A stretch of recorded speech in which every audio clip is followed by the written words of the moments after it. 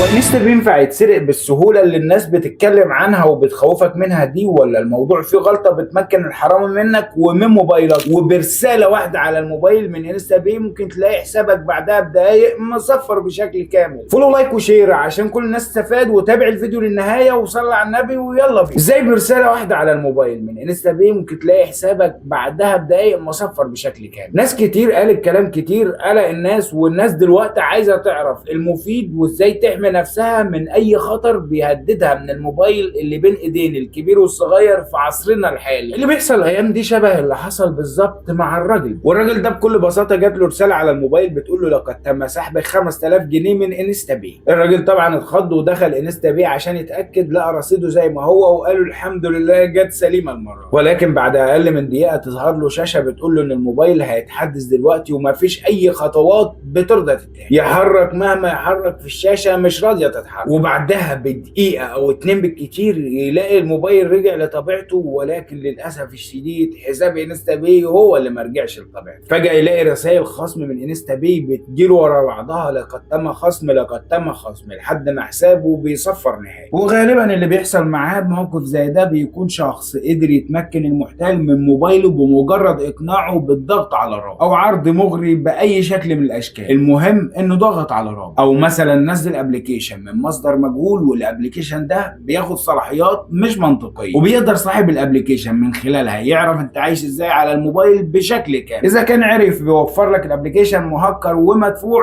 فاكيد هيعرف يدخل موبايلك، او حد من محتلين الانترنت استغله، او استغل حد بيثق فيه واصطاده من خلاله، او اي شيء من هذا القبيل. المهم ان الهاكر لما بيتمكن من موبايل حد باي طريقه ايا كانت بقى، بيقدر يشوف كل تحركاته جوه الموبايل. ولكن انستا باي والتطبيقات البنكيه بشكل كامل بتبقى محميه بطبقه حمايه عاليه شويه، وما بيقدرش يشوفها، وبتظهر عنده شاشه سوداء، ولكنها بتفتح معاه وبيقدر يعمل اي معامله زيه زيك بالظبط بمجرد ما انت بتفتح انستا باي. وقت ما بتفتح له الرساله اللي بتجيلك، وبيعرف بالظبط الاماكن اللي بتضغط فيها على الشاشه، وبيقدر من خلالها يوصل للباسورد بتاعه. هو بيعرف طبعا اماكن التحويل وكتابه الباسورد من خلال نفس الانستا باي اللي مفتوح من موبايل تاني بنفس الاماكن، فبيعرف اكيد هيكتب رقمه فين والباسورد اللي شقطه فين ويصفر حسابك ازاي. هو في دقيقه واحده من خلال تعليق موبايلك على صوره وهميه بتوهمك ان الموبايل بيتحدث او بيتشفط ايهما اكتر. المهم انه في دقيقه واحده بيقدر يصفر الحساب من خلال تجربه عدد من التحويلات لحد ما بيجرب 5 جنيه وتفشل معاه. لو عايز بقى تحمي نفسك من وجع الدماغ ده كله، اشتري دماغك وامنك وامانك، وما تضغطش على رابط من مصدر مجهول، وبالذات اللي فيها اغراءات مش منطقيه. وما تنزلش اي ابلكيشن مهكر، لان بكل بساطه اللي قدر يوفر لك اي ابلكيشن مدفوع يقدر يوفر لنفسه صلاحيات يخترق بيها خصوصيات موبايلك بالكامل، ومش هتبقى صعبه عليه بالمناسبه. وما اشتركش في بوتات تليجرام اللي بتوهمك بالربح السريع، ولا تضغط على رابط مجهوله هناك مهما كانت الاغراءات. ولا تعدي الفيديو ده من غير فولو لايك وشير وكومنتات كتير باي موقف حصل معاك او مر عليك من مصايب الهاتف المحمول او الملعون المحمول،